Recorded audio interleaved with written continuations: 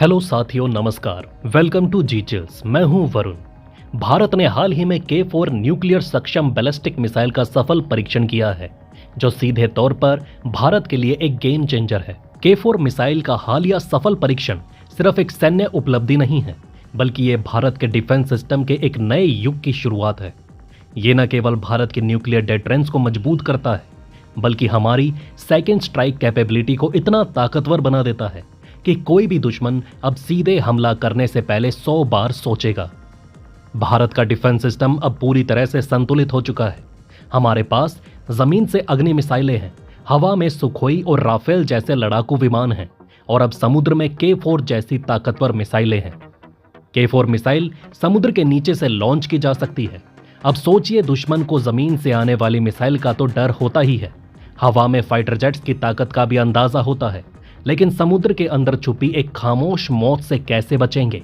INS Arighat जैसे submarine से launch की गई ये K4 मिसाइल 3500 किलोमीटर दूर तक वार कर सकती है। इसका मतलब दुश्मन का कोई भी शहर, चाहे वो इस्लामाबाद हो या बीजिंग, सुरक्षित नहीं रहेगा। ये सबमरीन इतनी खामोशी से ऑपरेट करती है कि इसे घोस्ट ऑफ द शीज कहा जाता है। बड़ी बात यह है कि INS अरिघात भारत का दूसरा न्यूक्लियर पावर्ड सबमरीन है। ये INS अरिहंत से ज्यादा ताकतवर है। एक तरफ INS अरिहंत में K-15 750 किलोमीटर रेंज की मिसाइल तैनात है, तो वहीं INS अरिघात K4 मिसाइलों से लैस है। INS अरिघात का डिजाइन INS अरिहंत से ज्यादा एडवांस है। इसमें साइलेंट propulsion सिस्टम है, जो इसे दुश्मन के सोनार से छुपने में मदद करता है। आने वाले समय में इससे भी खतरनाक सबमरीन तैनात की जा रही हैं, जहां K5 और K6 मिसाइलें, जो कि 5000 से 6000 किलोमीटर रेंज के साथ भारत की क्षमता को और बढ़ाएंगी। K4 मिसाइल की रेंज 3500 किलोमीटर है, लेकिन K6 मिसाइल 6000 किलोमीटर दूर तक वार करेगी। ये भारत को चीन और रूस के बराबर खड़ा कर देगा। ये भारत को एक ऐसा एडवांटेज देगा जिसे सी बेस्ड डिटरेंस कहते हैं। मतलब दुश्मन को पता भी नहीं चलेगा कि खतरा कहां से आ रहा है। वैसे तो भारत की nuclear policy no first use पर आधारित है।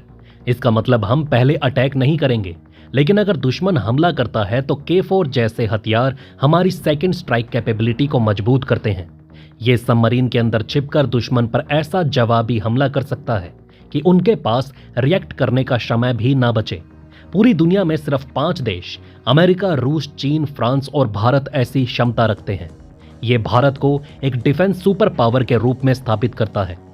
K4 मिसाइल दुश्मन के एंटी मिसाइल डिफेंस सिस्टम्स को चकमा देने में माहिर है। ये 3 डायमेंशनल स्पीड से उड़ान भरती है, जिससे इसे ट्रैक करना नामुमकिन हो जाता है। ये स्टेल्थ टेक्नोलॉजी का बेहतरीन उदाहरण है, जिसे DRDO ने खुद विकसित किया है। K4 सिर्फ एक मिसाइल नहीं, ये भारत के आत्मनिर्भरता का सिंबल है। अब वक्त आ चुका है कि दुनिया हमें डिफेंस इनोवेटर के तौर पर पहचाने। चीन के पास DF-21D जैसी मिसाइलें हैं, लेकिन भारत का K4 समुद्री ताकत के मामले में उसे टक्कर देता है। K4 मिसाइल भारत की रक्षा क्षमताओं में मील का पत्थर है। ये न केवल दुश्मनों के लिए चेतावनी है, बल्कि देशवासियों के लिए गर्व का विषय भी है। ये मिसाइल बताती है कि भारत अब सिर्फ एक देश नहीं, बल्कि एक सुपर पावर इन मेकिंग है। मान लीजिए चीन LAC पर तनाव बढ़ाता है और पाकिस्तान LOC पर उकसावे की कार्यवाही करता है। K4 जैसे मिसाइलें हमारे लिए साइलेंट प्रोटेक्टर का काम करती हैं। वहीं INS अरिघात सबमरीन इतनी खामोशी से समुद्र में तैरती है कि दुश्मन की एडवांस सोनार टेक्नोलॉजी भी इसे पकड़ नहीं सकती। ये सबमरीन मेड इन इंडिया है और इसमें 70% हिस्से भारतीय हैं। इसके लगभग हर बड़े हिस्से, चाहे वो टाइटेनियम प्रेशर हुक हो या न्यूक्लियर रिएक्टर, भारत में ही डिजाइन और मैन्युफैक्चर किए गए हैं। इसका न्यूक्लियर रिएक्टर पूरी तरह से स्वदेशी है। ये रिएक्टर न केवल सबमरीन को पावर देता है, बल्कि इसे लंबी दूरी तक ऑपरेट करने की क्षमता भी देता है। वहीं चीन को देखो, हर टेक्नोलॉजी कॉपी करता है। पाकिस्तान को देखो, हर चीज भीख में लेता है, और भारत खुद बनाता है। मतलब भारत अब न केवल एक डिफेंडर है, बल्कि एक इनोवेटर और गेम चेंजर भी है। INS अरिघात न केवल हमारी रक्षा ताकत को बढ़ाता है, बल्कि मेक इन इंडिया को एक ग्लोबल ब्रांड के रूप में स्थापित करता है। आप सभी को पता होगा, INS अरिहंत को 2018 में कमीशन किया गया था, जो भारत की पहली न्यूक्लियर सबमरीन है।